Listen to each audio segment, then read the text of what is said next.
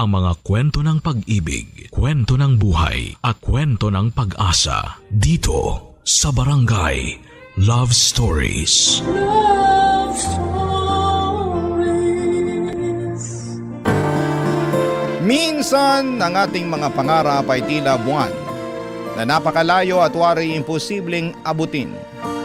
Ngunit para sa pusong puno ng tiyaga at katapatan, ang buwan ay nagiging abot kamay. Ikaw, kabarangay, naabot mo na ba ang mga pangarap na ninanais ng iyong puso? Dear Papa Dudut, magandang araw po sa inyo. Naway nasa mabuti kayong kalagayan habang binabasa ninyo ang liham na ito. Evelyn na lamang po ang itawag ninyo sa akin. 54 years old at isa akong businesswoman. Papadudot magulo pero kapupulutan po ng aral ang naging buhay ko. Kaya ko naisipang ibahagi sa inyo ang kwento ko para sana'y magsilbing inspirasyon sa inyong mga tagapakinig. Maaga ko naulila sa magulang. 6 na taong gulang lamang ako noong madisgrasya kami sa daan. Sabay na namatay ang ama at ina ko, pati na rin ang sanggol na nasa sinapupunan nito. At tanging ako lamang ang nakaligtas sa aksidente. Matapos ng pangyayaring yon ay napunta ako sa poder ng lolo kong si Renato, na noong mga panahong yon ay mag-isa na lamang sa buhay. Simple lamang ang pamumuhay ni Lolo Renato.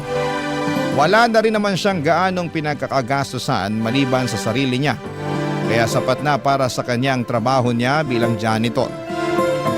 Ayon sa kwento sa akin ni Lolo, may kaya daw ang pamilya nila noong dekada 60. Meron daw kasi silang panaderya na sikat sa lugar nila.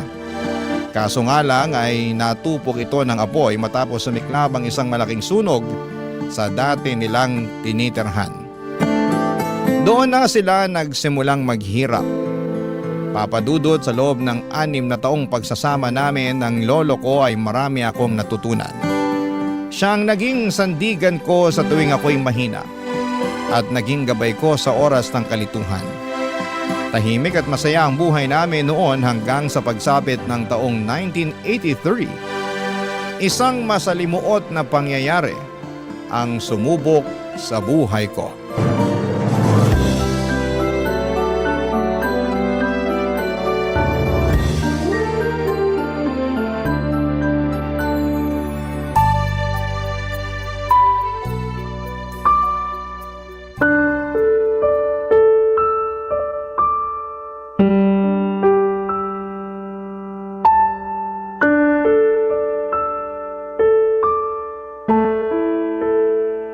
Lolo, nandito na po ako. Oh, bakit naman nakabusangot ang apo ko? Hindi po ako nakapaglaro kanina sa eskwela namin eh. Oh, bakit naman? Gusto ko po sanang sumali sa basketball kanina kaso hindi ako pinayagan ng guro ko. Ano sabi? Bakit hindi ka raw pinayagan? Kasi po, ang sabi sa akin, hindi po pambabaeng laro ang basketball. Para lang daw po yun sa mga kalalakihan. Totoo po ba yun, Lolo? Walang katotohanan yan, apo.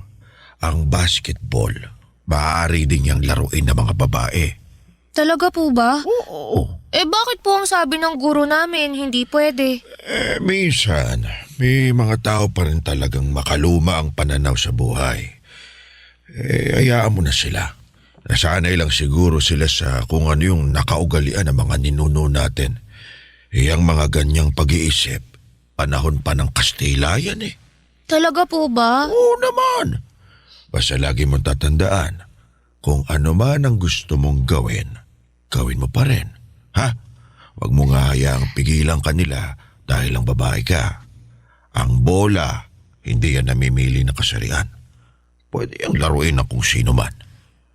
Paano po ako matututo niyan kung ayaw naman nila akong paglaruin sa eskwelahan? Madali lang ang solusyon dyan. Ako magtuturo sa'yo. Ha? Tuturuan niyo po ako? Oo naman. Gusto mo ba? Opo. Marunong po ba kayong maglaro ng basketball, Lolo? Abay, syempre naman. Yan ang paborito kong laro nung kabataan ko. Sandali lang.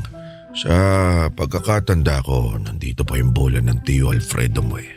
Sige po, Lolo. Maglaro po tayo. Gusto ko pong matuto ng basketball. O sige, tuturuan kita kung paano maglaro ha. Oh, subukan mong tumira ng tres. Sige po. Oy, Hindi naman pumasok eh. Ang hirap naman pong makapuntos, Lolo. sus, nagsisimula ka pa lang naman. Konting ensayo pa masasanay ka rin. Panoorin mo kung paano ako tumira. Pasa mo sa akin ng bola. Sige po. Ganito ang gagawin mo ha. Tuwid mo lang yung likod mo tapos tansyahin mo yung ring. Dapat sakto lang yung lakas ng pagbato mo ng bola ha. Apo. Pwede mo ring sabayan ng pagtalon katulad nito. Grabe, Lolo. Ang husay niyo naman pong maglaro. Kaya niyo pa rin palang tumalon kahit na matanda na kayo. Abay, huwag mo akong minamaliit. Manlalaro ako sa barangay namin nung binata pa ako. Gusto ko rin pong maging kasing husay niyo balang araw. Basta pag-usayan mo lang yung pag-iensayo. Sipag at tiyaga lang ang kailangan dyan. Tandaan mo sa buhay, matinding determinasyon at tibay ng loob ang sandata mo. O ito, subukan mong agawin sa akin ng bola. Sige po. Ay! Ayan! Nakuha ko na yung bola! Yay! Lolo, may problema po ba? Parang hinihingal na kayo ah. Ayos lang ako. Ganito talaga kapag tumatanda na. Magpahinga na muna tayo saglit. Medyo napagod ako ron eh. Sige po. Gusto niyo po bang ikuha ko kayo ng tubig? Sige nga, nauuhaw na ako. Sige po. Evelyn, sandali lang. Po? Umuwi na lang tayo. Parang bumibigat na ang dibdib ko. Ano pong nangyayari, Lolo? Tumawag ka na. Tulog sa kapitbahay. Dalian mo! Lolo! Lolo! Lolo, bumangon po kayo dyan! Tulungan niyo po kami! Tulong! Atake sa puso ang kinamatay ni Lolo Renato. Noong namatay ang lolo ko ay sunod akong napunta sa pangangalaga ng tiyuhing kong si Alfredo. Sobrang bilis ng mga pangyayari noon na ang tanging naaalala ko na lamang ay ang patago kong pagkuha sa mga libro na palaging binabasa ni Lolo, pati na rin ang ilang mga kwaderno nito na lagi niyang sinusulatan noong nabubuhay pa lamang siya para lagi ko siyang maaalala. Papadudod kumpara sa estado ni Lolo Renato ay mas may kaya ng kaunti si Tio Alfredo. OFW kasi ang asawa nito noon na nagtatrabaho sa Middle East bilang domestic helper. May 4 silang anak at puro lalaki ang mga ito. Sa mga unang buwan ang pagtira ko sa kanila ay naging maayos naman ang turing nila sa akin. Parang ako na ang tumayong ate sa mga pinsan ko na noon ay mga bata pa lamang. Pero sa pagtagal ng pananatili ko doon ay unti-unti ring nagbago ang pakikitungo nila sa akin. Pinaramdam nila na hindi ako parte ng pamilya nila. Ako ang pinagtatrabaho nila sa mga gawaing bahay na ayos lang naman sa akin. Pero ang hindi ko lang natanggap ay kung papaanong ang tingin nila sa akin ay hindi bilang isang kamag-anak, kundi isang hamak na taga-silbi lamang. Kahit ganoon ay wala akong nagawa dahil wala naman akong ibang mapupuntahan. Kaya tiniis ko na lamang ang lahat ng ito, Papa Dudut. Lahat ng paghihirap.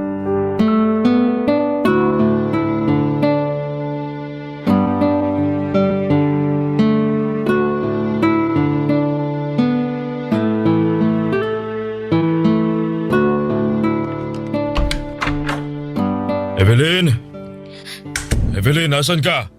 Bakit po, Tio Alfredo? Natapos mo na ba yung pinagutos ko sa'yo ha? Opo, nakapagsaing na po ako. Nakapagluto na rin po ako ng pananghalian natin.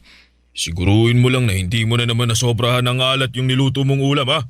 Opo, tansyado ko na po lahat. Kung hindi masyadong maalat, sunog naman. Kababae mong tao, di ka marunong magluto. Wala po kasing nagturo sa akin eh. 13 anyos ka na, dapat marunong ka na sa mga ganyang bagay. Paano ka makakahanap ng mapapangasawa niyan kung hindi ka marunong gumawa ng mga gawaing bahay? Masyado pa po akong bata para mag-asawa, Tiyo. Hindi ko naman sinasabi na mag-asawa ka na ngayon. Ang gusto kong sabihin, darating din ang panahon na magiging may bahay ka. At dapat maaga pa lang, tinuturuan mo na sarili mo sa kung anong magiging trabaho mo bilang asawa. Ayoko pong maging asawa lang ang trabaho ko. Gusto ko po, balang araw, maging doktor para makatulong ako sa mga may sakit. Tayog naman ang pangarap mo, Neng. May kakayahan ka ba para maabot yung pangarap mong yan, Aber? Opo, mag-aaral po ako ng mabuti. Oh, at sino naman magpapaaral sa'yo? Hindi po ba kayo? May 4 na akong anak na pinag-aaral. So tingin mo ba kakayanin ko pang magdagdag ng isa pa? Akala ko po ba, hindi po ba nagpunta pa tayo sa eskwelahan nung nakaraang linggo para mag-enroll? Oo, para i-enroll ang mga pinsan mo pero hindi ka kasama doon. Anong inaasahan mo, pag-aaralin din kita? Ang hirap na nga ng buhay, dadagdag ka pa. Ibig niyo po bang sabihin, titigil na ako sa pag-aaral? Pero mag-high school na po ako Hindi mo na kailangan mag-aral pa ng high school. Sapat na yun nakapagtapos ka ng elementarya, babae ka lang naman eh. Ang kailangan mo lang gawin, makapaghanap ng mayamang mapapangasawa at magiging maayos na buhay mo. Pero Tiyo, gusto ko pong ipagpatuloy ang pag-aaral ko. Bakit, may pera ka ba? Wala po. O yun naman pala eh. Mag-aral ka kung may pampaaral ka sa sarili mo. Huwag kang umasa sa akin dahil marami akong binabayaran. Dapat nga magpasalamat ka pa't kinupkup pa kita eh. Ang dapat mong gawin, alagaan mo ang mga pinsan mo para kahit papano makabawi ka naman sa amin. Ano pong gagawin ko kapag nasa eskwela na ang mga pinsan ko? O edi, maglinis ka, maglaba, mamalengke. Lahat ng yan, trabaho ng babae yan. Doon mo na lang ito ng oras mo. Hindi yung nagsasayang ka pa ng oras at pera sa pag-aaral na yan. Di naman ikaw ang bubuhay sa pamilya mo pagdating ng araw eh. Yung asawa mo naman ang gagawa nun. Eh bakit po si Tia? Siya ang kumakayod sa pamilya niyo. Ba't talagang rumarason ka pa? Ano gusto mo palabasin? Nabatugan ako, wala akong trabaho. Totoo naman po na wala kayong trabaho. Sige, ituloy mo yung sasabihin mo. Sasampalin ko yung bunganga mo. Pasensya na po. Bata-bata mo pa, palasagot ka na. Yan ba ang itinuro sa'yo ng magulang mo? Wala kang modo Gusto mo palayasin kita dito eh. Hindi po, wag po. Ayusin mo yung pag-uugali mo, Evelyn. Tandaan mo, wala kang karapatan sa pamamahay na to dahil nakikitira ka lang. Opo, Tiyo.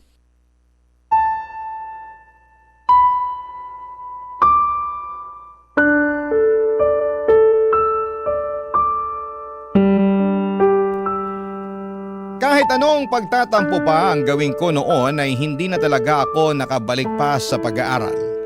Gustuhin ko man ay hindi ko kayang pag-aralin ang sarili ko dahil 13 anyos pa lamang naman ako noon. Ang naging papel ko na lamang sa buhay ng tiyuhin ko ay tagasilbi sa mga anak niya.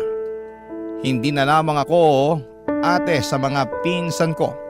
Ako na rin ang nagsilbi nilang ina. Ako ang tagalinis ng bahay, tagaluto, tagahatid at kung minsan ako pa ang salon ng galit ni Tio Alfredo kapag sunod-sunod ang problema nito sa bahay. Wala rin po akong natatanggap na pera mula sa tiyuhin ko kahit na pambili man lang sana ng gusto kong pagkain. Ang sabi niya ay sapat na raw na pinapakain nila ako at binibigyan ng maayos na tirahan. Wala akong karapatang magreklamo noon dahil totoo nga naman na nakikitira lamang ako sa bahay nila.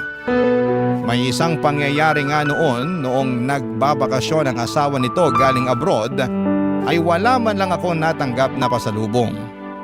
Nasa gilid lamang ako noon habang pinapanood ko ang mga pinsan ko na masayang tinatanggap ang mga bago nilang damit, sapatos at laruan. Tuwing lumalabas sila para kumain ay naiiwan ako sa bahay para magbantay. Ganon ang naging buhay ko noon sa poder ng tiyuhin ko. Pero kahit na hindi maganda ang kinakatayuan ko noon, Papa Dudut, ay hindi ko hinayaan ng sarili ko na maging kawawa. Naghanap po ako ng paraan para maiangat ang sarili ko, Papa Dudut. Barangay Love Stories. Barangay Love Stories. Papadudot, isang araw ay isang ideya ang pumasok sa isipan ko habang inihahatid ko ang pinsan ko noon sa eskwelahan nila.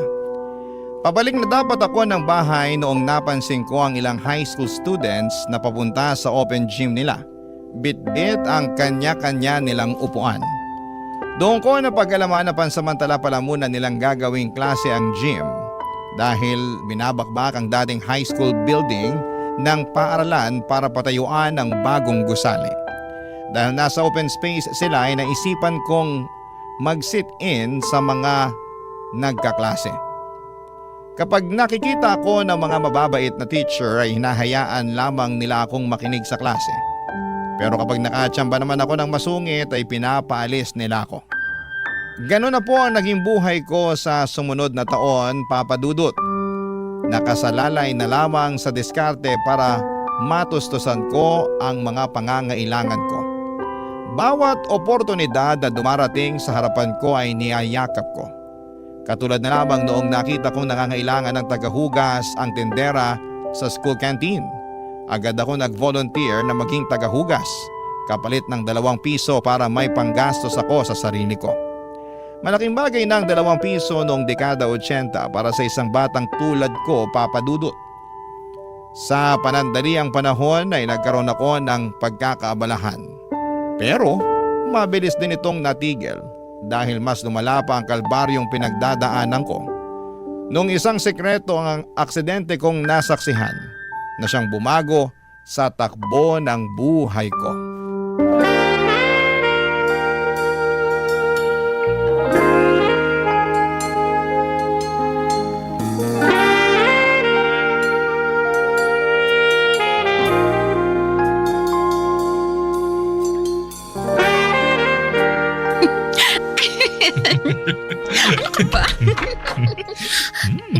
Tiyo, Ay! Sus Mariosep! Alfredo! Akala ko ba walang tao dito? Ay nako. Evelyn, ano bang ginagawa mo rito? Akala ko ba binabantayan mo mga pinsan mo doon sa eskwela? umuwi po ako para magpalit. Narumihan po kasi ang damit ko eh. Walang yaka? Gusto mo bang mabuko tayo? Sa susunod, huwag mo akong iimbitahin dito sa pamamahay mo kung makikita lang pala tayo ng anak mo. Tapos ang gusto mo pa, dito natin gawin sa salas. Ay, Di ko naman ay siya... nako, aalis na ako. Sandali lang. Hindi ko anak to. Tsaka wala naman talaga tao eh. Pasensya na po. Hindi ko alam na may bisita po kayo. Balik ka nga rito, bata ka. Tiyo! Yung kamay ko po! Kahit kailan, panira ka talaga. Ano ginagawa mo rito? Di ba't inutos ko sa'yo na bantayan mo mga pinsan mo sa eskwela nila? Pinabantayan ko naman po sila eh. Nasa klase sila ngayon kaya naisip kong umuwi muna saglit para sa... Wala akong pakialaman naman yan dahilan mo. Di ka ba marunong kumatok, ha? Bakit bigla-bigla ka nalang pumapasok dito sa bahay? Ano tingin mo rito? Bahay mo ba to? Hindi po. Sa susunod, kumatok ka! Naintindihan mo? Opo, Tiyo. Ngayon, ano mga nakita mo kanina pagkapasok mo? Wala po. Sabihin mo ang totoo. Nakita ko po na nakayakap po kayo dun sa babae. Yun lang. Opo. Hoy, Evelyn, makinig ka sa sasabihin ko, ha? Wala kang nakita. Intindihan mo? Wala kang nadat ng babae dito. Mag-isa lang ako dito nanonood ng telebisyon. Intindihan mo ba yan? Sagot! Opo. Wala po akong nakita. Wala po. Kapag ito kumalat, ha? Sinasabi ko sa'yo, malilintigan ka sa akin. Wala po akong pagsasabihan ng mga nakita ko. Pangako po, Tiyo.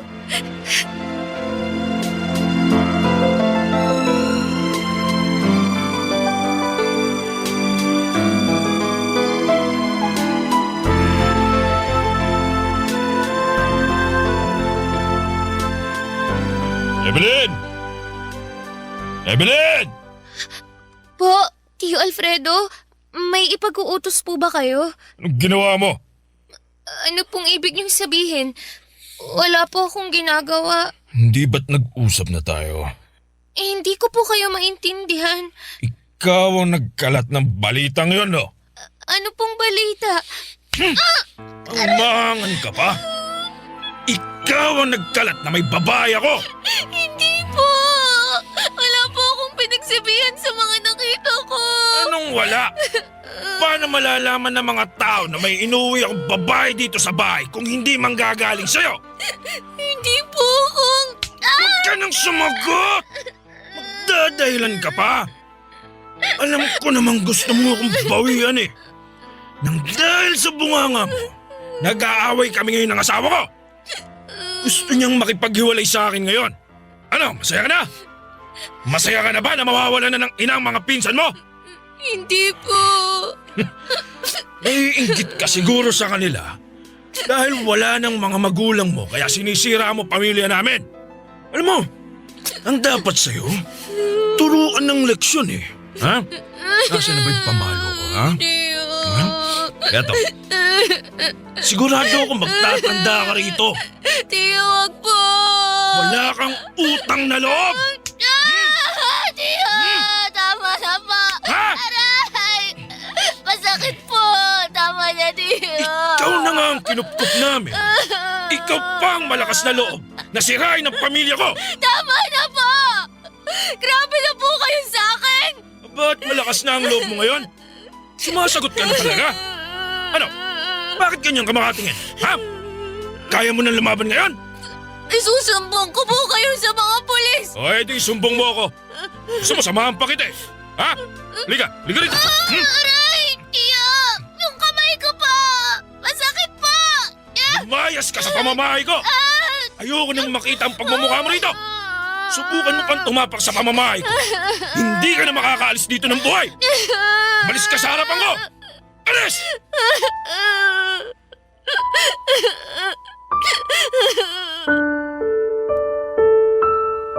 Isang backpack lang ang dala ko noong pinalayas ako ni Tio Alfredo sa pamamahay niya.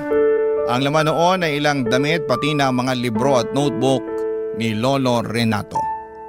Matapos mapalayas ay kung saan-saan ako napadpad para maghanap ng kanlungan. Nasubukan kong matulog sa eskwelahan sa ilalim ng tulay, sa mga abandonadong gusali at pati na rin sa sementeryo. Naging palaboy ako ng ilang buwan. At para makakain ay nanlilimos ako. Paminsan-minsan ay nakakahanap ako ng maliliit na trabaho katulad ng pagbibitbit ng mga gamit ng pasahero sa bus terminal at pangangalakal. Naranasan ko rin kumain ng pagpag at mga tira-tirang pagkain na tinatapon sa mga restaurant at fast food. Pakiramdam ko noon ay para bang wala na akong pag-asa sa buhay. Dumating ako sa puntong gusto ko nang sumuko dahil hindi ko makuha kung bakit sa murang edad ay dinaranas ko ang ganong klase ng buhay. Marami akong pangarap na gustong maabot pero hindi ko alam kung papaano ko sisimulang kamtin ang mga ito kung wala akong magamit na tungtungan para abutin ang mga ito. Ni wala man lang akong kakilala na pwedeng malapitan. Araw-araw ay nakikipaglaban ako para mabuhay dahil kung hindi ko ito gagawin ay walang mangyayari sa akin. Hanggang sa isang araw ay biglang ngumiti ang langit sa akin. Habang natutulog ako sa gilid ng simbahan na kumakalamang tiyan at nanghihina ay isang ginang ang lumapit sa akin.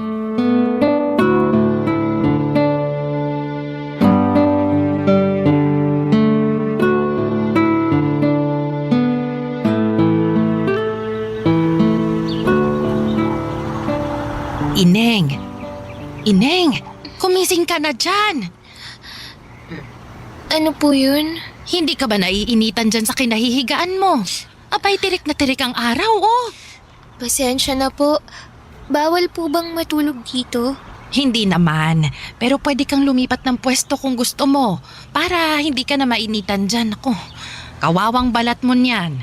Hindi ko na po napansin na mataas na pala ang araw. Hindi po ako nakatulog ng maayos kagabi eh. Umulan po kasi. Naku, kawawa ka naman. Hindi ka pa siguro kumakain. Ay, sandali lang. May dala akong tinapay dito sa bag ko. Oh, heto, tinapay. Para naman magkalaman ng sikmura mo. Maraming salamat po. Oh, tapos ito, piso, pambili mo ng panulak. Maraming salamat po, Ale. Heneng, ano palang pangalan mo? Evelyn po. Ako naman si Nenita. Palagi kitang nakikita dito sa tabi ng simbahan kada linggo eh. Pero hindi ko pa nakikita ang mga magulang mo. Nasaan ba sila? Wala na po akong magulang. Namatay po sila sa aksidente. Mahabaging Diyos. Mukhang ang bata mo pa para mawala ng magulang ah. Ilang taon ka na ba? 14 po. Wala ka bang ibang kamag-anak na pwedeng kumupkup sa'yo? May tsuhin po ko pero pinalayas niya po ako. Bakit naman? Akala po kasi niya ako yung nagkalat na may iba siyang babae.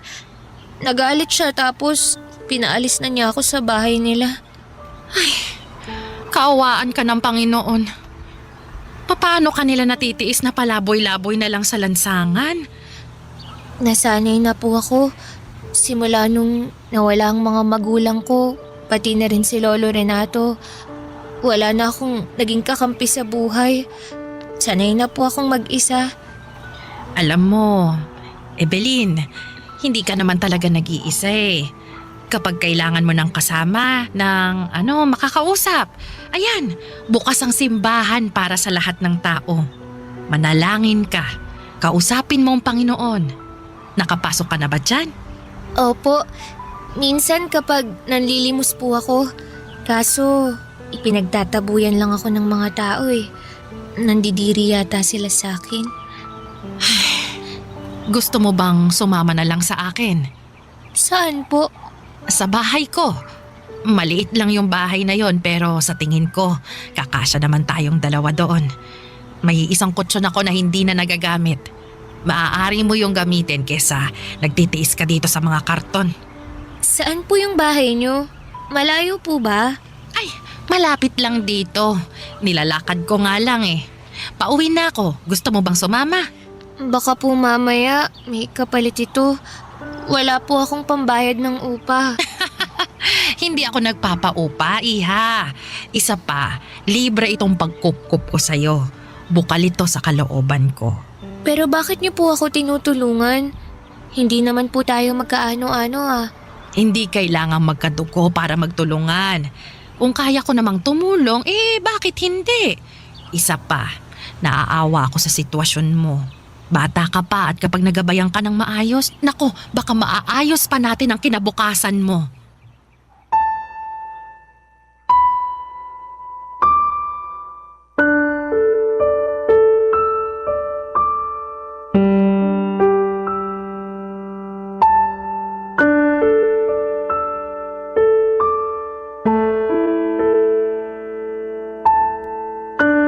Papadudot, hindi po ako mapagtiwalang tao dahil na rin sa mga pinagdaanan ko sa buhay.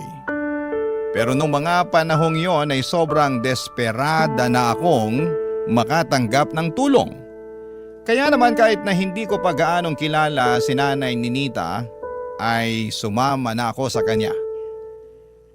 Isa pa taong simbahan po siya, Papadudot. Kaya naisipan ko na hindi naman siguro niya ako sasaktan. Maliit lang na matanda si Nanay Ninita.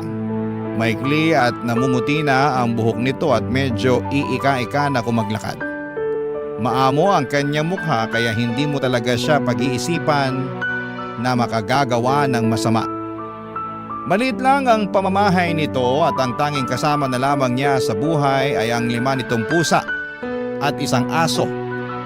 Naalala ko sa kanya si Lolo Renato na mag-isa na lamang din noon hanggang sa dumating ako sa buhay niya. Ang kwento niya sa akin ay maagang nabiyuda si Nanay Ninita matapos pagnakawan ng asawa nito habang naglalakad pauwi galing trabaho. Sinaksak siya ng 5 beses sa dibdib kapalit lamang ng 300 pisong laman ng wallet nito. Ang kaisa-isa nilang anak naman ay namatay sa murang edad dahil sa dengue. Dahil nga sa masalimuot na buhay na pinagdaanan ni Nanay Ninita ay hindi na siya nakapag-asawa pa. Nilaan na lamang niya ang oras niya sa pagiging alagad ng Diyos. At simula noon ay mag-isa na lamang siyang namumuhay. Papadudo, totoo nga na bilog ang mundo. Dahil kung noon ay nasa ilalim ako, Nung inampon ako ni Nanay Ninita, ay yun na rin po ang simula ng pag-angat ng aking buhay. Barangay Love Stories. Barangay Love Stories. Si Nanay Ninita ang nagturo sa akin ng mga bagay na noon ay hindi ko pa alam. Sa kanya ko natutunan kung paano dumiskarte at tumayo sa sarili kong mga paa. At sa unang pagkakataon ay muli kong naranasan ang pagkalinga mula sa isang nakatatanda. Bilang isang dalagang walang sapat na karanasan kung paanong haharapin ang mga pagsubok ng buhay ay labis ang aking pagpapasalamat kay Nanay Ninita sapagkat siya ang naging gabay at sandigan ko sa aking paglaki. Pinag-aral po ako ni Nanay Ninita at kahit mas matanda na ako kesa sa mga kaklase ko, ay hindi ko yon inalintana. Ang mahalaga ay makapagtapos ako at ipagpatuloy ko ang pag-abot ko sa aking mga pangarap. Siya rin ang naging tulay upang mas makilala at mapalapit ako sa Diyos. Madalas niya akong isama noon sa mga aktibidades ng simbahan katulad ng mga Bible study, charity work, youth activities at kung ano-ano pa. Sa bawat akbang na aking tinatahak ay dama ko ang paggabay niya. Hindi lamang bilang isang nakatatanda kundi bilang isang tunay na magulang. Si Nanay Ninita ang tumayong haligi at ilaw ng aking buhay. Dahil sa kanya ay natutunan kong pahalagahan ang bawat sakripisyo nito at natuto akong manampalataya at magmahal ng walang hinihinging kapalit. Bilang tugon sa lahat ng mga kabutihan at pagkalinga niya, buong puso ko siyang tinuring na aking sariling ina. Sa ganong paraan, Papa Dudut, ay nabigyan ko siya ng anak na matagal na niyang ninanais. Isang bagay na hindi niya naranasan, Papa Dudut.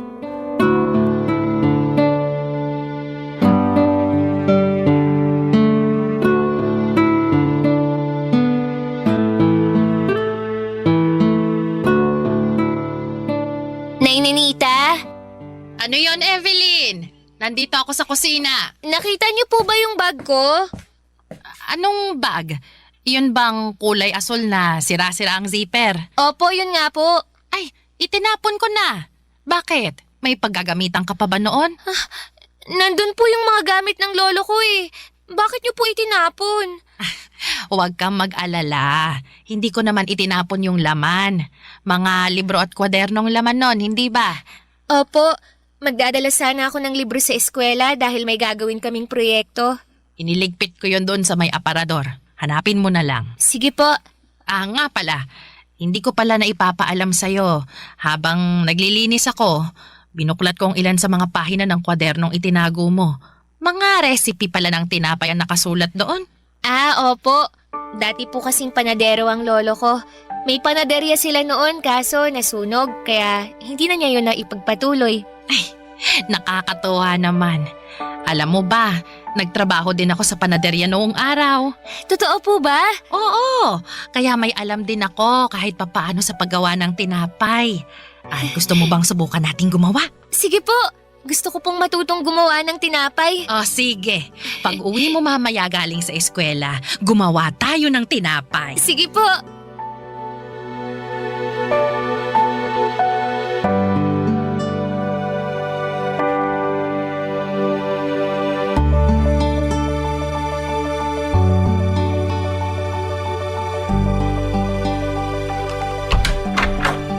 Nay Ninita, nandito na po ako. Oh, Evelyn, nakauwi ka na? Ay, sakto. Katatapos ko lang ihanda itong mga gagamitin natin sa paggawa ng tinapay. Ano pong klaseng tinapay ang gagawin natin? Monay! Mas mura ang mga sangkap nito kaya ito muna ang unahin nating gawin. Mahirap po bang gawin yan? Naku, madali lang. Kailangan lang nating magmasa ng harina na may mantika, tubig, pampaalsa at kaunting asin.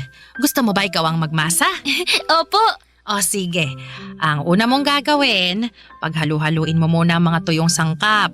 Pagkatapos, maglaan ka ng butas sa gitna ng harina, saka mo ilagay ang mantika at tubig. Ganito po ba? Oo, ganyan nga. Tapos tantsahin mo na lang muna yung tubig para hindi maparami ang lagay mo. Nailagay ko na po. Ano pong kasunod? Masahin mo na lang ng mabuti hanggang sa lumambot. At kapag hindi na dumidikit sa kamay mo, pwede na yang itabi. Hindi po ba natin tululutuin agad? Hindi muna, kasi aantayin muna natin siyang umalsa. Bakit po? Para mas malaki at malambot kapag naluto na.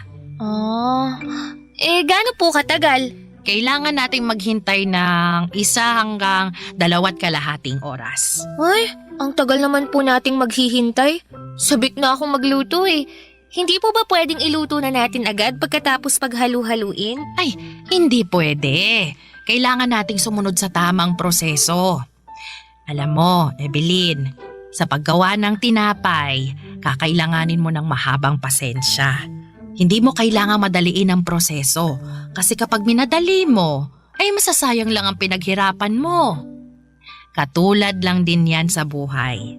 Hindi natin agad-agad nakakamit ang tagumpay. Alam mo kung bakit? Bakit po, Nay Ninita? Dahil may wastong oras ang lahat ng bagay. Minsan, kailangan lang talaga nating maghintay.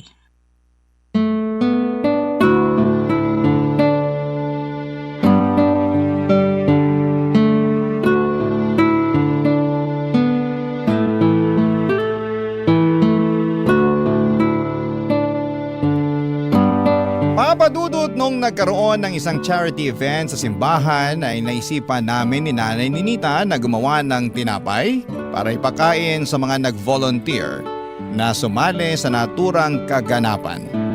Hindi namin inaasahan na marami ang magkakagusto sa tinapay na ginawa namin.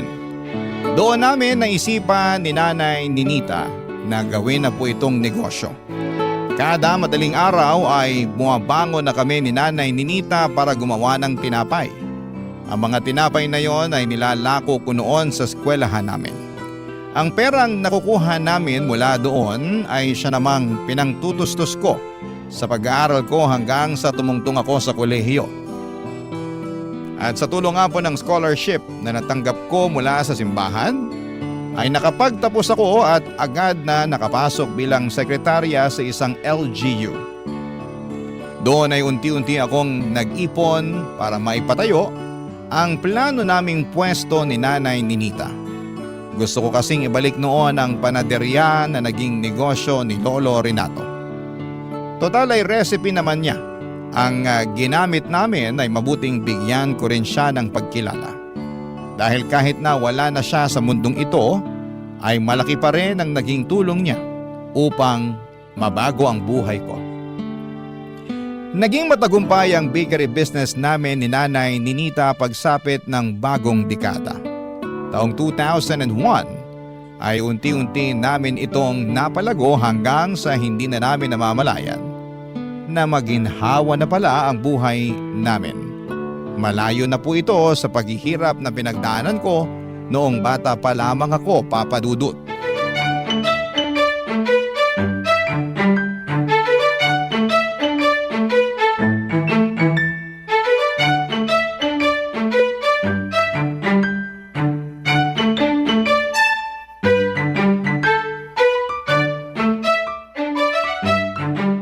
Evelyn, natapos mo na ba yung... Op.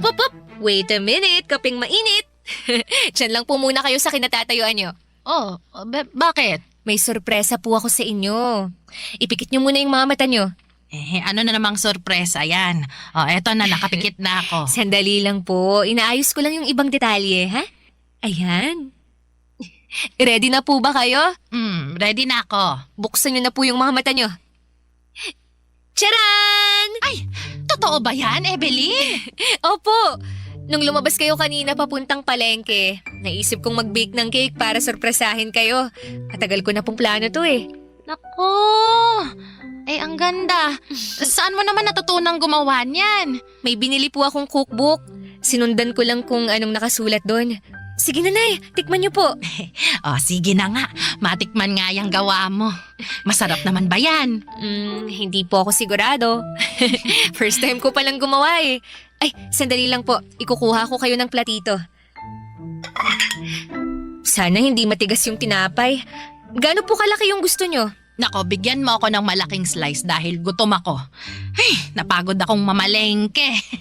Sige po. Yan, isang malaking slice para sa inyo. Ayan na, Nay. Tikman niyo na po.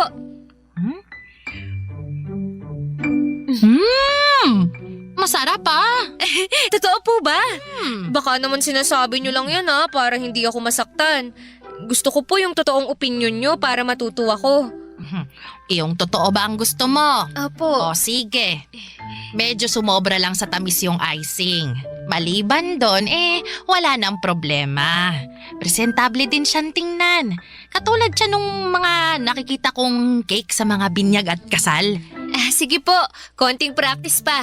Kapag naperpekto ko to, idadagdag ko to sa panaderya natin. Nakakatuwa naman na hanggang ngayon, hindi ka pa rin tumitigil sa pangangarap. Hindi po talaga ako titigil hanggat hindi ko natutupad lahat ng pangarap ko para sa ating dalawa. Ay, ang layo na talaga ng narating mo, Evelyn. Sinong mag-aakala na yung batang natutulog lang sa tabi ng simbahan noon, ngayon, nagmamay-ari na ng sariling bakery. Tuwing nakikita ko itong tagumpay na tinatamasa mo ngayon, lubos na nagagalak ang puso ko. Hindi ko po maaabot ang lahat ng to kung hindi dahil sa inyo. Kaya nga po ginagawa ko ang lahat para mabigyan ko kayo ng komportableng buhay bilang kabayaran na rin sa pag-aalaga at pagtitiwala niyo sa akin. Ay, sobra-sobra na nga itong grasya na meron tayo ngayon Doon pa lang, nakabawi ka na. Kulang pa po to, Nay. Marami pa po akong plano para sa inyo. Gusto ko dumating yung araw na magbuhay donya kayo. Yun na po ang pinakamagandang regalo na maibibigay ko sa inyo. Nako, hindi mo na kailangang gawin yan. Matanda na ako. Masaya na ako sa kung anong meron tayo ngayon. Dahil nagawa ko ng layunin ko sa buhay. Kontento na ako ngayon. Ang mabuti pang gawin mo, ibahagi mo mga biyayang meron ka sa mga taong nangangailangan. Yun ang gusto kong gawin mo. Tulungan mo ang mga katulad mong puno ng pangarap pero pinagkaitan ng maayos na kapalaran. Papadudot naging matagumpay ang plano kong cake business at yun na ang nagsilbing pangalawa kong negosyo. Dahil sa lumalawak naming business ay kumuha na ako noon ng sarili kong empleyado. Mga working student, single mother at mga kabataang hindi nakapag-aral. Gusto ko rin kasing maging instrumento ng Panginoon para makatulong sa mga nangangailangan katulad ng pagtulong na ginawa sa akin ni Nanay Ninita. Sa mga sumunod na taon ay nakapagpundar ako ng maayos na tirahan para sa aming dalawa ni Nanay Ninita. Nakabili na rin ako noon ng sarili kong sasakyan. Dahil sa tagumpay na tinatamasa ko noon, ay nag-resign ako sa trabaho ko at tinuong ko na lamang ang buong atensyon ko sa business ko. Pagsapit ko ng 40 ay nakapagtayo ako ng panibagong branch ng bakery at cake shop. 5 taon pagkatapos noon ay binawian na ng buhay si Nanay Ninita dahil sa katandaan. Namatay siya sa pagkakatulog. Katulad ng matagal niyang panalangin na magkaroon ng kamatayang tahimik at walang sakit. Siguro'y binigay na lamang sa kanya ng langit ang hiling niyang yon dahil sa pagiging mabuti niyang tao. Papadudot, hindi na ako nakapag-asawa pa dahil naging busy ako masyado sa mga business ko. Ganon pa man ay hindi ko kailangan ng asawa para magkaroon ng masayang pamilya. Ang ginawa ko ay nag-ampon ako ng batang iniwan ng kanilang magulang para kahit papaano ay maipasa ko ang kabutihang ginawa sa akin ni Nanay Ninita. Sa ngayon po ay may 3 akong anak, hindi ko man sila kadugo, ay higit pa sa magkadugo ang pagmamahala namin sa isa't isa. Dito ko na po tatapusin ang aking kwento at sana po ay nakapagbigay ng inspirasyon sa inyong lahat. Ang inyong forever, kapuso at kabarangay, Evelyn. Napakasakit na nangyari kay letter sender. Pero buti sa uli, naging maayos pa rin ang buhay niya. Anong say mo sa Barangay Love Stories na ito? Pagkwentuhan natin sa comment section yan. Ang mga kwento ng pag-ibig, kwento ng buhay at kwento ng pag-asa dito sa Barangay Love Stories. Love Stories. Masarap ang makipaglaro, lalo na kung pareho kayong magaling ng taong kalaro mo. Pero kapag puso na ang pinag-uusapan ay mahirap itong paglaruan dahil tiyak na iiyak ang taong talo sa dulo. Ikaw kabarangay, naranasan mo na bang maging talunan sa laro ng pag-ibig? Dear Papa Dudut, magandang araw po sa inyong lahat. Dwight na lamang ang itawag niyo sa akin, 33 years old, at isang single na computer engineer. May rason kung bakit ako single hanggang ngayon, Papa Dudut. Ito'y dahil takot ako sa commitment. Hirap na hirap ako makipag-commit sa isang tao dahil naniniwala ako na mauubos lang ang panahon ko rito. Para kasi sa akin, nanakawin lang ng pakikipagrelasyon ang oras ko. Kaya naman mas pinili ko na lamang na huwag maghanap ng kapareha sa buhay ko. Late bloomer po kasi ako, Papa Dudut. Kung kailan ako tumanda na ay saka ko na lang na-enjoy ang pagkabinata ko. Ang mga bagay na dapat ay ginawa ko noong nasa 20s pa lamang ako ay saka ko na lamang nagagawa noong nag-30 na ako. Noon kasing bata-bata pa ako ay wala akong ibang ginawa kundi ang magtrabaho para sa pamilya ko. Ako po kasi ang tumayong breadwinner ng pamilya namin matapos mamatay ang tatay ko sa aksidente sa motor. Ako ang tumulong kay nanay na pag-aralin ang 2 nakababatang kapatid ko. At noong makapagtapos sila ay saka na lamang ako nakapag-focus sa sarili ko. Isa pa ay hindi ko magawang makipagrelasyon noon dahil masyado pa akong maraming pinoproblema sa buhay ko. Toxic ang kinalakhan kong pamilya, Papa Dudut. At ayaw ko nang palalain pa ang problema ko sa pamamagitan ng pagkakaroon ng girlfriend, lalo na't isa sa pangunahing nagbibigay ng stress sa akin ay ang bunso kong kapatid na si Elise, Papa Dudut.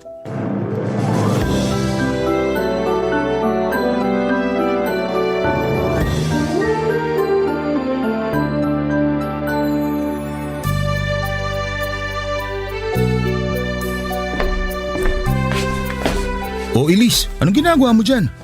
Bakit hindi ka pa nakabihis? Wala ka bang trabaho ngayon? Wala, nag-resign na ako. Ano? Wala ka pang 1 buwan doon sa pinapasukan mo ah. Ayoko na doon. Ang swapang ng boss ko, lagi akong pinipilit mag-overtime, hindi naman dinadagdagan ng sweldo ko. Elise naman, ang daming tao dyan. Hirap na hirap makahanap ng trabaho tapos ikaw, sasayangin mo lang ibinigay sa'yo? Ano magagawa ko kung ayaw ko sa trabahong yun? Ikaw naman nagpumilit sa akin na pumasok doon, di ba? Oo, nakiusap ako sa kaibigan ko na i-recommend ka niya sa pinapasukan niya. Kasi ilang buwan ka nang walang trabaho. Mabuti nga kinuha ka nila eh, tapos sasayangin mo lang? Bawal ba magreklamo? Sa bulok yung sistema nila eh. Porket desperada na ako makahanap ng trabaho, aabusuhin na nila ako. Hindi naman pwede yun. Kaysa naman nakatambay ka rito sa bahay. Ano, buhay prinsesa ka na lang. Tagahintay ng grasya. Ang galing mo naman. Maghahanap ako ng sarili kong trabaho. Hindi ko kailangan ng tulong mo. Ha? Kailan pa? Wala ka pa nga napapatunayan eh. Simula pagkabata, sa akin ka na nakaasa. Paano ako maghahanap ng trabaho sa ganyang ugali mo? Bakit? Ginusto ko ba yung tulong mo? Hiningi ko ba yun sa'yo? Tinulungan kita kasi kapatid kita. Kung kapatid mo pala ako, huwag mong isumbat sa akin yung mga naitulong mo. Yan ang mahirap sa'yo eh. Tutulong-tulong ka tapos kapag naghalo na ang balat sa tinalupan, uungkatin mo na yung mga naitulong mo para ano? Para ipamukha sa akin na ikaw yung mas mataas, na ikaw yung mas dominante. Totoo naman eh. Oo, totoo. Pero wala kang karapatang bastusin ang pagkatao ko dahil may kakarampot kang naitulong sa buhay ko. Kakarampot? Pinag-aral kita. Hinanapan kita ng trabaho. Galing sa bulsa ko nagpapakain sa'yo. Saan yung kakarampot doon? Masama ba magsalita? Masama bang punahin ka lalo na kung nakikita ko yung mga pinagpaguran ko na pupunta lang sa wala? Ayan, dyan ka magaling. Ang magbilang. Isama mo na rin sa listahan pati yung pagpalit mo ng diaper ko nung baby pa ako. Yan naman yung gusto mo, di ba? Yung araw-araw ipinapaalala mo sa akin na wala akong narating, na ikaw lang yung magaling. Bakit kasalanan ko? Bakit ako yung mali? Ako yung bumubuhay sa atin pero ako pa yung masama. Sa pamilyang to, ako yung naghahanap buhay. Ako yung nagpapakahirap. Nagpapakapagod para mabuhay kayo tapos ano? Ako yung kontrabida? Hindi ko sinusumbat yung mga bagay na nagawa ko sa'yo. Ang gusto ko lang naman, pahalagahan mo yung mga paghihirap ko. Pinag-aral ko kayong dalawa ng ate mo, tapos ganito yung sukling makukuha ko. Yung isa buntis, tapos ikaw walang trabaho. Magalit na kayo kung magalit, pero nagagalit ako sa inyo dahil pagod na ako sa totoo lang. Alam mo kung ano yung nakakalungkot? Ni isa sa inyo, wala man lang nagpapasalamat. Ni isa sa inyo, wala man lang nagpahalaga sa effort ko. Wala eh. Sinanay nyo na kasi mga sarili nyo na nandito lang ako, nasasagot sa mga problema nyo. Tapos ka na ba? Gusto mo makarinig ng salamat?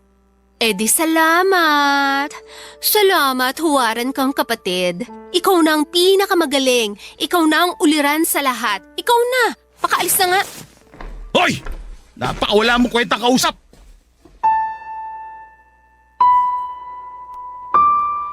Nasanay na ako sa ganong klase ng buhay, Papa Dudut. Lagi na lamang kasi sa akin nakaasa ang lahat. Mula umaga hanggang gabi ako lahat ang humaharap sa mga problema ng pamilya namin.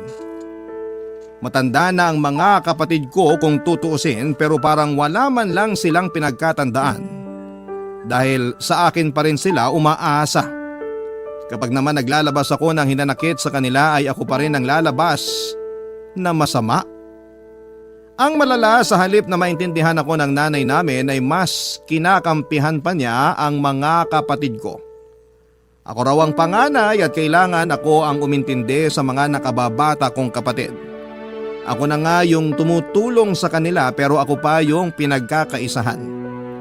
Tuwing nasisira ang araw ko dahil sa pamilya ko ay umaalis ako ng bahay. Nagpupunta ako sa mga bar at doon ay naghahanap ng babae. May isa akong lugar na paulit-ulit na pinupuntahan kung saan ako nakakakilala ng mga kababaihang willing makipag one night stand. Pagkatapos ng isang gabing puno ng sayawan at alak, ay inaaya ko silang maghotel para doon namin sabay tapusin ang magdamag. Pagsapit ng umaga ay maghihiwalay kami at hindi na magkikita pang muli, Papa Dudut. Ganun na nga po ang naging buhay ko. Alak at babae na lamang ang tanging nagpapasaya sa akin lalo na tuwing stress ako sa trabaho at stress sa bahay. Sa ganoong paraan ko nakilala si Sienna na noong unay nakasama ko lamang ng isang beses hanggang sa naulit muli ang pagkikita namin, Papa Dudut. Kalaunan ay siya na ang naging fubo ko. Ang babaeng pinupuntahan ko kapag kailangan kong maglabas ng stress at init ng katawan, Papa Dudut.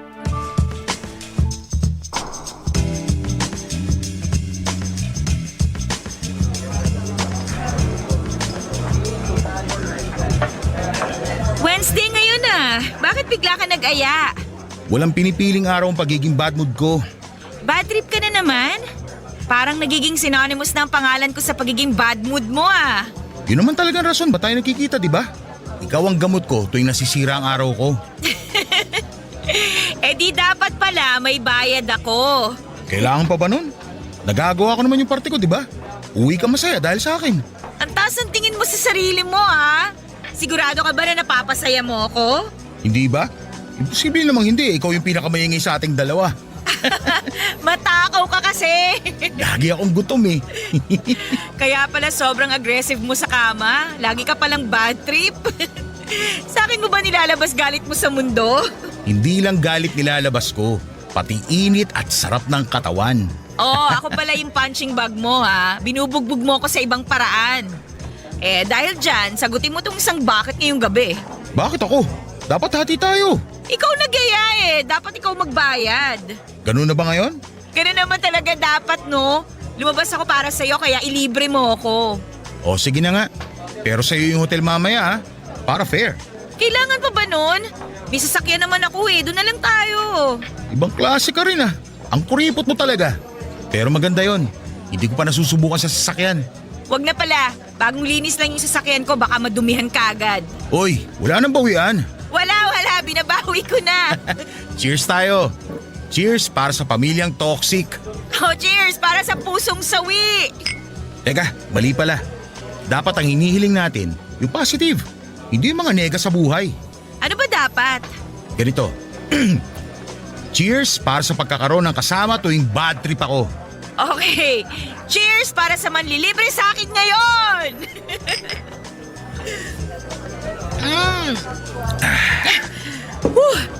Tuloy na lang kaya natin to sa hotel. Ayaw mo na ba rito? Masyadong maingay eh. Bili na lang tayo ng maiinom sa labas tapos sa hotel na tayo uminom. Sige ba? Para diretso na rin tayo. Magkaaya ka pa kasi sa bar eh. Pwede namang rekta na. Sorry naman po. Alam ko na sa susunod. O ano, saan tayo? Sa dati ba? Try naman natin sa iba. Kabisado na nila mukha natin sa dati. Sige. May alam ako. Tara, lika na. Isang buwan na ang lumipas simula nang nakilala ko si Sienna. 2:00 noon ng madaling araw noong napansin ko si Sienna na mag-isang nakatayo sa may gilid ng stage sa bar na pinupuntahan ko. Nakahawak siya ng isang baso ng beer at tahimik na nakikinig sa kumakantang banda. Tandang-tanda ko pa ang suot niya na black dress na abot hanggang taas ng tuhod. Papunta na sa kulay na brown ang mahaba nitong buhok na hanggang balikat. Ganong klase ng babae ang mga tipo ko, Papa Dudut. Kaya nung nakita ko siya ay agad ko siyang nilapitan at nakipagkilala ako sa kanya. Ang unang pagkikita namin yon ay nauwi sa kama. Akala ko noon ay hindi na masusundan pa ang pagkikita namin. Ganon kasi karaniwan ang mga nai-encounter kong babae. Pagkatapos naming pagsaluhan ng isang mainit na gabi ay hindi na ulit kami nagkikita kahit kailan. Pero sa pagkakataong yon ay nagkita ulit kami ni Sienna sa parehong bar pagkalipas ng ilang araw. Pinagsaluhan ulit naming dalawa ang ilang bote ng beer saka namin ito tinapos sa loob ng isang hotel malapit sa amin. Nang gabing yon ay naisipan naming dalawa na maging magpartner na lamang sa kalokohan. Nagpalitan kami ng contact number at tuwing kailangan niya ng kasama ay ako ang tinatawagan niya. Ganon din ako na kapag buwisit na buwisit ako sa buhay ay tinatawagan ko siya. Simula noon ay naging fubo na kami ni Sienna, Papa Dudut. Kaming dalawa ang madalas na magkasama sa mga kalokohan para mawala ang problema naming dalawa ng mga panahong yon, Papa Dudut. Barangay Love Stories. Barangay Love Stories. Magandang babae si Sienna, Papa Dudut, pero napaka-misteryosa niyang tao. Tuwing magkasama kami ay ayaw niyang pinag-uusapan namin ang tungkol sa buhay namin. Pure business lang daw dapat ang hangad namin sa isa't isa at walang halong personalan. Gusto kasi ni Sienna na maging estranghero pa rin kami kahit na lagi namang kaming nagkikita. Katawan lang daw namin ang habol namin sa bawat isa, kaya hindi na namin kailangang mag-invest ng emosyon. No feelings involved. Yan ang rule ni Sienna sa akin, Papa Dudut. Bawal magtanong tungkol sa buhay-buhay, bawal mag-share ng personal stories, at higit sa lahat ay bawal kaming ma-inlove sa isa't isa. Kaya naman kahit mahigit 1 buwan na kaming nagkikita noon ay hanggang pangalan lamang ang alam ko kay Sienna. Hindi ko nga po sigurado kung totoo bang Sienna ang pangalan niya. Hindi ko alam kung saan siya nakatira, kung ano ang trabaho niya at ang mga hilig niya. Pati na rin ang birthday o maging edad niya. Sa totoo lang ay wala din naman po akong pakialam kahit na hindi ko makilala si Sienna ng lubusan. Hindi rin naman po ako interesado sa kanya noon dahil wala din naman akong planong pumasok sa isang relasyon na kasama siya. Kaya agree din po ako sa kanya na kailangan naming gawin ang mga bagay na yon. Tuwing nagkikita kami wala itong halong feelings. Pero noon yon, Papa Dudut, dahil kalaunan ay nagbago ang lahat. Nung bigla na lamang nag-open sa akin si Sienna tungkol sa problema niya sa buhay niya, Papa Dudut.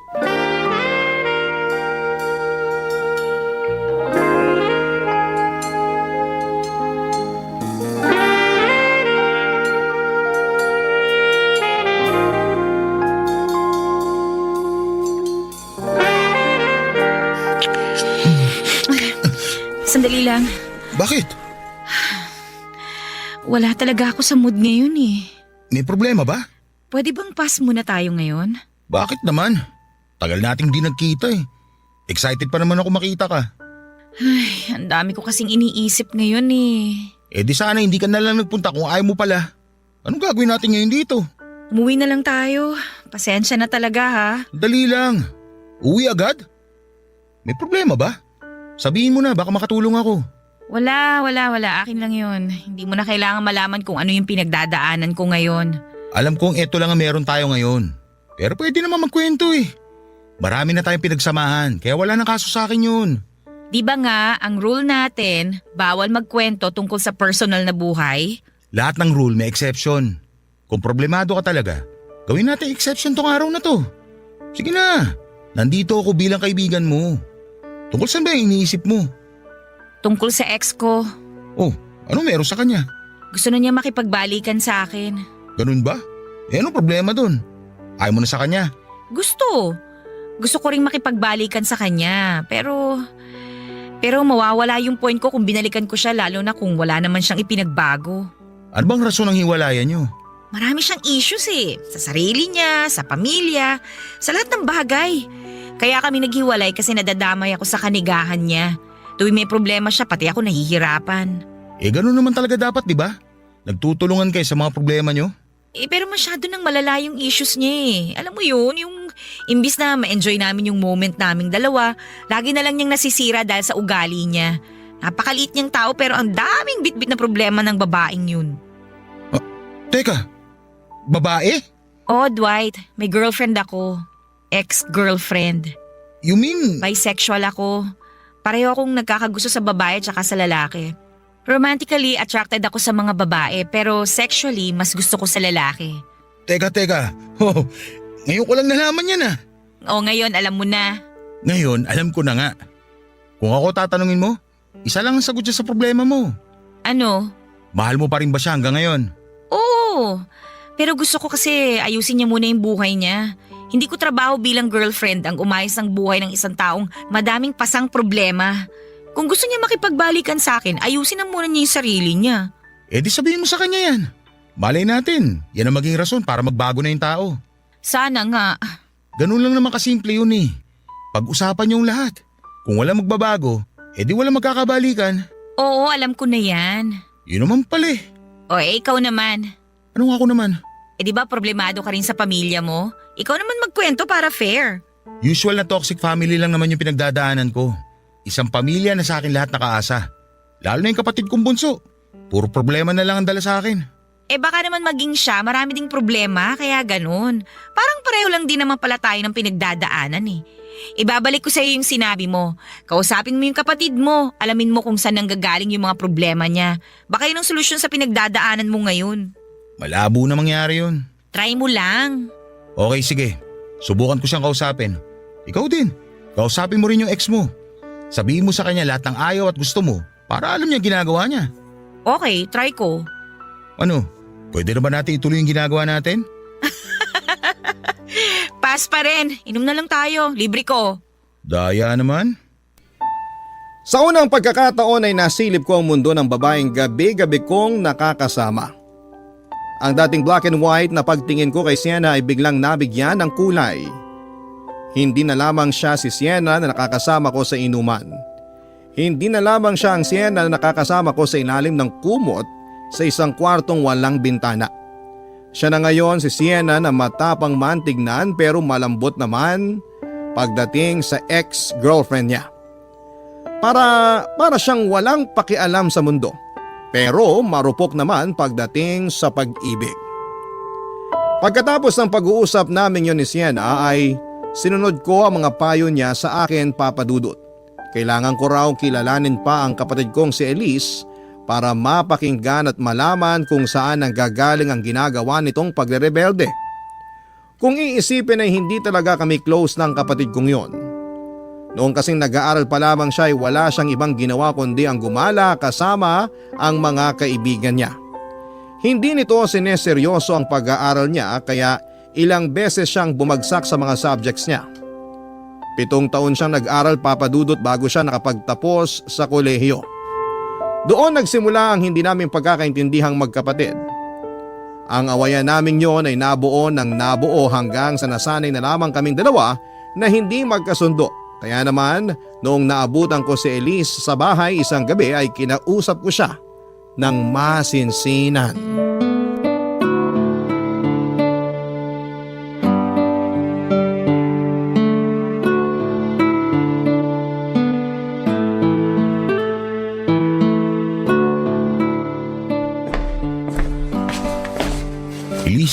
May ginagawa ka ba?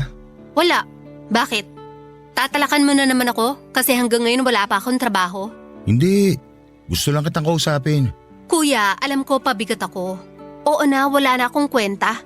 Kahit hindi mo na sabihin, alam ko na yan. Kahit kailan, hindi ko sinabi na wala kang kwenta. Hindi mo nga sinabi, pinaparamdam mo naman. Yun bang nararamdaman mo tuwing nagagalit ako sa'yo? Ano sa tingin mo? Akala mo ba gumagaan pakiramdam ko tuwing pinagsasabihan mo kung walang ambag dito sa bahay? Siyempre hindi. Imbis na ma-inspire ako, mas lalong bumababa ang moral ko. Sorry kung yan ang nararamdaman mo sa mga ginagawa ko. Hindi ko naman gusto mangyari yun eh. Ang gusto ko lang, magkaroon ka ng maayos na buhay. Sinong tao naman ang may ayaw magkaroon ng maayos na buhay, ha, kuya? Siyempre ako rin. Gusto ko mangyari yun sa buhay ko. Kung ganun, bakit hindi mo gawin? Bakit hindi mo simulan? Ginagawa ko naman lahat ng makakaya ko eh. Ginagawa mo nga, pero… Pero, baka tama ka nga siguro. Baka wala talaga akong kwenta, kaya hanggang ngayon ganito pa rin ang buhay ko. Sa tingin mo, ano yung problema? Ano yung mga rason bakit hindi ka makausad? Sabihin mo sa akin, Elise, para matulungan kita. Hindi ko alam. Sa totoo lang, hirap na hirap akong harapin kung ano ba ang purpose ko sa mundong to eh. Hindi ko alam kung anong gusto ko, kung ano ba dapat ang maging future ko, kung ano ba yung mga bagay na gusto ko makuha sa buhay. Hindi ko pa alam, kuya. Naiintindihan kita. Ganyan din ako noon. Talaga ba? Parang hindi naman. Ako kasi, laging nadadala sa pressure. Parang palagi na lang na may kailangan akong tapusin. Kailangan kong graduate, kailangan kong magkatrabaho, kailangan kong makatulong.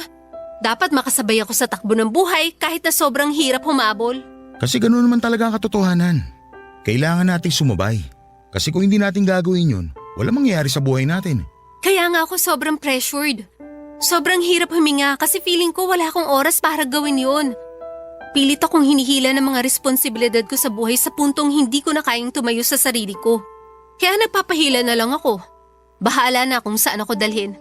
Lahat naman tayo nagpapahila lang eh. Pero dapat, ipakita mo sa sarili mo na kahit sobrang huli ka na, kaya mo pa rin humabol. Ako rin naman, bata pa lang. Na-pressure na ako sa mga responsibilidad na yan. Hindi naman sa nagre-reklamo ako. Gusto ko rin naman makatulong. Pero yun nga, tao lang din ako. Napapagod din. Mahirap kasi tayo at dahil mahirap tayo, wala tayong oras para tumigil at pag-isipan kung ano yung plano natin sa buhay. Yun yung hindi ko magawa, kuya. Hindi ko magawang mag-isip kung ano ba dapat ang kailangan kong gawin kasi araw-araw binabagabag ako ng utak ko. Matanda na ako na dapat may ginagawa na ako hindi lang para sa sarili ko kundi para sa pamilya natin. Nahihiya ako sa iyo kasi wala pa akong naibabalik. Nahihiya ako dahil hanggang ngayon, ganito pa rin ako. Isang babaeng walang direksyon ng buhay. Hindi mo naman kailangan magbalik eh. Ang kailangan mo lang gawin, huwag sayangin yung mga oportunidad na dumating sa'yo. Yung mga tulong na naibigay sa'yo, gamitin mo para sa sarili mo. Mahirap, oo. Pero kakayanin naman natin yan eh. Lalo na kapag desidido talaga tayo sa mga hangarin natin.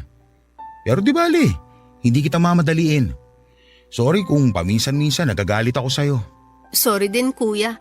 Kung nasasagot-sagot kita. Pasensya na sa mga nasabi ko sa'yo. Okay lang yun. At least ngayon, alam ko na ang rason. Ngayon, pwede na tayo magsimula ulit. Salamat, kuya. Pagkatapos ng pag-uusap namin yon ay naliwanagan din ako sa wakas tungkol sa pinagdadaanan ni Elise Papadudut. Dahil dito ay nagsimula kaming magkaroon ng kompormiso sa isa't isa. Nangako si Elise na babawi siya at hindi niya hahayaang masayang ang mga pinaghirapan ko para sa kanya. Nang mga oras na yon ay maghahanap daw siya ng trabaho para makatulong sa mga gastusin sa bahay. Samantala, binigyan ko naman si Elise ng sapat na oras para pag-isipan at pagplanuhan ang future niya. Sinabi ko sa kanya na hindi ko na siya ipe-pressure sa mga desisyon niya sa buhay. Nangako rin ako na magiging kuya ko sa kanya na pwede niyang takbuhan kapag nangangailangan siya ng tulong. Tuwang-tuwa noon ang nanay namin dahil noon lamang niya ulit kami nakita ni Elise na nagkasundo. Sa totoo lang ay gumaan din ang loob ko noon, Papadudut, para akong nabunutan ng tinik. Masarap pala sa pakiramdam ang magkaroon ng tahimik na pamilya kung saan ay walang away, inggitan at sisihan. Sobrang laki ng pasasalamat ko noon kay Sienna dahil siya ang dahilan ng lahat ng yon, Papa Dudut. Hindi naglaon ang dating pagtingin ko sa babaeng yon ay unti-unting nagbago. Kung babaeng parausan lamang ang turing ko sa kanya noon, noong mas nakilala ko pa siya ay ayoko mang aminin. Ay dahan-dahang nahulog na ang loob ko para kay Sienna. Mahal ko na siya, Papa Dudut. Barangay Love Stories. Barangay Love Stories. Papa Dudut, iba pala ang pakiramdam kapag wala kang taong kaaway. Malaking bagay para sa akin na nagkabati na kami ng kapatid ko at sa sobrang saya ko ay in-invite ko si Sienna na kumain sa labas. Alam kong bawal yon sa aming dalawa dahil saka lang kami nagkikita kapag gusto naming magpalabas ng init ng katawan. Pero sa pagkakataong yon ay sobrang thankful lamang talaga ako sa kanya kaya gusto ko siyang i-treat sa labas. Nung una ay ayaw pa sana ni Sienna na makipagkita sa akin. Karaniwang sa bar lang kasi kami nagkikita tuwing gabi dahil walang masyadong tao. Pero dahil may gusto rin daw na ipagpasalamat sa akin si Sienna, kung kaya naisip niyang makipagkita na rin. Ganon pa man ay nilinaw niyang friendly date lang ang nangyari. Kaya hindi dapat namin yon bigyan ng mali siya. Noong time na yon ay naisip ko na gusto ko pang kilalanin si Sienna ng mas mabuti. Hindi ko kasi na-imagine na may soft side din pala siya na tinatago. Simula nung nag-usap kami ng gabing yon ay naiba na ang pananaw ko sa kanya. Para bang na-touch ako sa mga nangyari.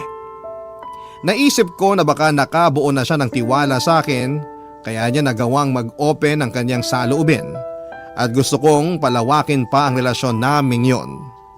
Sa loob-loob ko ay parang gusto ko na siyang i-pursue noon, Papa Dudut. Kahit na alam kong ayaw niyang makipagrelasyon sa lalaki ay sinubukan ko pa rin ang swerte ko at nagtapat ako ng nararamdaman ko para sa kanya.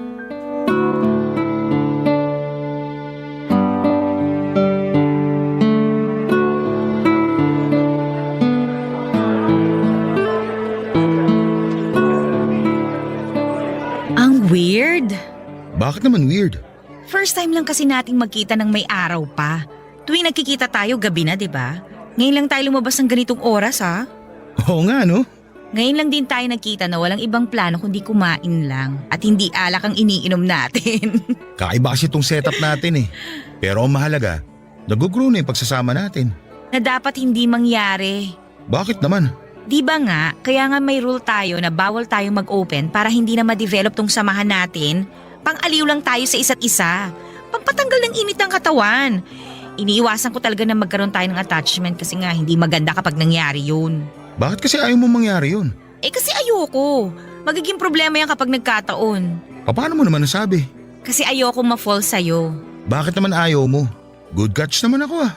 Hindi pwede kasi nagkabalikan na kami ng ex ko. Talaga? Nagkabalikan na kayo? Oo. Yun din naman ang rason kung bakit ako pumayag na makipagkita sa'yo ngayon. Kasi ito na yung magiging huli nating pagkikita. Bakit naman? Siyempre, hindi na ako single, no? Nung nagkikita tayo, broken ako, single, walang kasama sa buhay.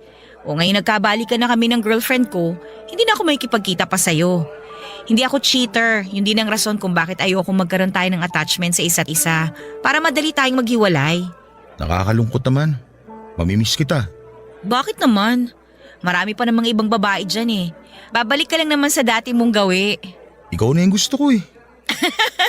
Huwag mo sabihin. Sabihin ano? Na nahulog na ako sa'yo? Paano kung oo? Dwight! Alam ko hindi dapat ito mangyari, pero huli na. May nararamdaman na ako eh. Mas lalo na nung gabing ibinahagi mo sa akin yung buhay mo. Tsaka sobrang laki din ang naitulong mo sa problema namin ng kapatid ko. Yan na nga ba yung sinasabi ko eh. Paulit-ulit kong pinapaalala sa'yo na dapat walang feelings involved sa kung ano man ang meron tayo. Huwag akong sisihin mo. Sisihin mo puso ko. Ikaw yung pinili eh. Sorry, pero hindi talaga magiging tayo.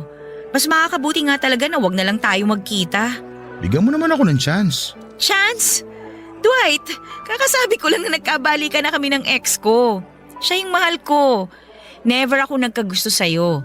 Katawan lang ang habol ko. Ganon ka rin dapat na katawan lang ang habol mo sa akin. So paano yan? Hindi na tayo magkikita kahit kailan. Hindi na. Delete mo na lahat ng contact ko sa'yo. Simula ngayon, kalimutan na natin lahat na nangyari sa atin.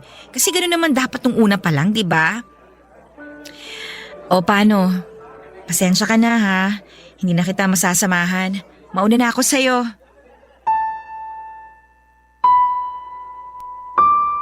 Nalungkot ako, Papa Dudut, sa pagkakahiwalay namin ni Sienna. Kung kailan kasi unti-unti nang nade-develop ang feelings ko sa kanya ay saka naman niya winakasan ang pagsasama naming dalawa. Masaya ako na masaya na siya, kaso nga lang nakakalungkot din dahil masaya siya sa piling ng iba. Wala naman po akong ibang choice kundi ang sumunod sa gusto nito. Kung ayaw na niyang ituloy ang ginagawa namin ay wala na akong magagawa pa doon. Pagkatapos ng date namin yon ay nagpaalam na kami sa isa't isa at hindi na nagkita pang muli. Never na niya akong kinontak noon at kahit na gustong gusto ko siyang tawagan at i-text ay hindi ko ito ginawa dahil alam ko namang may karelasyon na siya at ayaw kong makasira ng maayos na relasyon. Masaya pa rin naman ako, Papa Dudut, dahil nakatulong ako sa love life ni Sienna. Masaya din ako dahil bago kami nagkahiwalay ay malaki rin ang naitulong niya sa akin sa problema namin ni Elise. Dahil naayos na ang family problem namin sa bahay ay tumigil na rin ako noon sa dati kong mga gawain. Umiinom pa rin naman ako paminsan-minsan para mag-unwind pero hindi na po ako nang bababae. Unti-unting inayos ni Elise ang buhay niya. Nakahanap siya ng matinong trabaho na na-enjoy niya at masaya ako para sa kanya.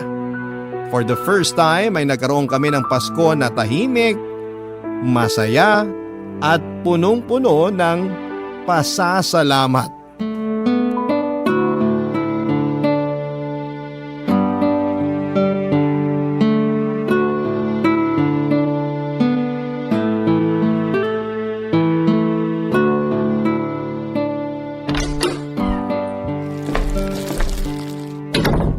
Nandito na ako. Uy, sakto kuya. Nabili mo ba yung pinapabili ko? Oo, kumuha ako ng 2 manggang hinog. Para saan ba to? Gagawa ko ng mango graham. Sarap naman. Parang ngayon lang kita makikita magluto ah. Hindi naman yung lulutuin eh. Yun lang ang kaya kong gawin, kaya yun ang ambag ko ngayong Noche Buena. Ito naman yung akin. Cake. Lapag ko na dito sa mesa. Mukhang marami tayong kakainin ngayong gabi ah. Oo nga eh. Nakakatuwa kasi ngayon lang ako nakaramdam ng ganito sa Pasko. Anong ibig mo sabihin? Ngayon lang ako naging masaya. Naalala mo ba last year? Kumakain tayo ng walang kibuan kasi nagkasagutan tayo noon. Talaga ba? Hindi ko na maalala eh. O kaya, galing kasi ako sa labas. Pinagalitan mo ko kasi mas importante pa sa akin ang mga kaibigan kaysa sa pamilya noon. Pero ngayon nagbago na ako. Priority ko na ang pamilya natin. Nakakatuwa naman kung ganun. Masaya ako na matatapos ang taon na nagkapatawaran na ang lahat. Tsaka isa pa kuya, may bisita pala ako ngayon. Talaga? Nasaan? Papunta pa lang siya rito. Baka darating na rin yon maya-maya. Sino ba yun? Basta, papakilala ko siya sa inyo nila mama pagdating niya. Boyfriend mo ba? Basta, surprise ko siya sa inyo. Oh, siya na yata yan. Ako na magbubukas.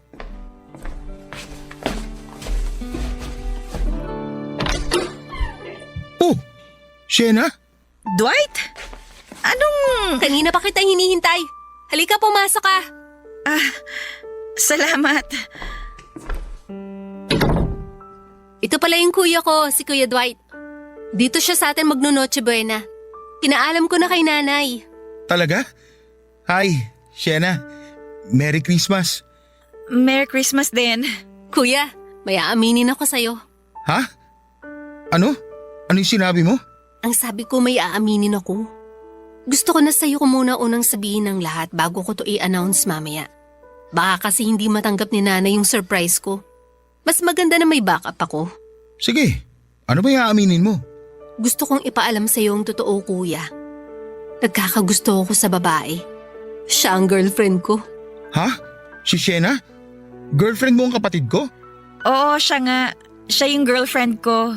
Sorry kuya kung nagulat ka ha.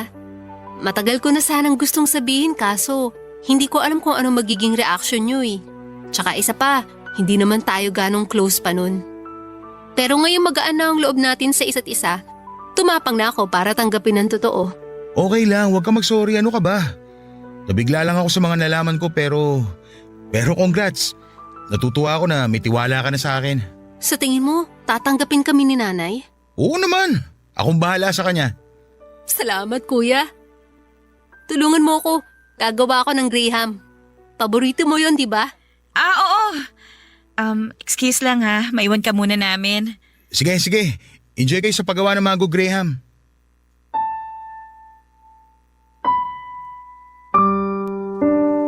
Sobrang laki ng gulat ko sa mga nalaman kong revelasyon ng kapatid ko, Papa Dudut. Nagulat ako na lesbian pala siya pero mas nagulat ako na ang girlfriend niya ay walang iba kundi si Sienna. Hindi ko alam na ang dating ex pala na tinutukoy noon ni Sienna ay walang iba kundi ang kapatid ko. Proud ako sa kapatid ko, Papa Dudut, dahil sa wakas ay nakahanap siya ng tapang para aminin sa akin at sa buong pamilya namin ang totoo niyang kasarian. Tinanggap namin siya pati na rin si Sienna. Noong nagkaroon kami ng oras ni Sienna na mag-usap na dalawa ay pinakiusapan niya ako na kung maaari ay huwag ko na raw sabihin sa kapatid ko ang namagitan sa amin, Papa Dudut.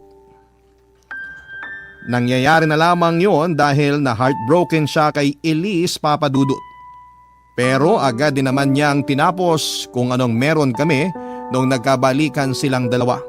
Ayaw ko rin naman pong sirain ang Noche Buena namin kaya hindi na ako nagsalita pa at ayaw ko ring masira ang pagsasama nilang dalawa. At dahil baka bumalik kami sa dati ni Elise kapag nangyari yon. Ang sekreto namin ni Sienna ay nanatiling sekreto hanggang sa ngayon, Papa Dudut. Suportado ko ang naging relasyon nila ni Sienna at Elise.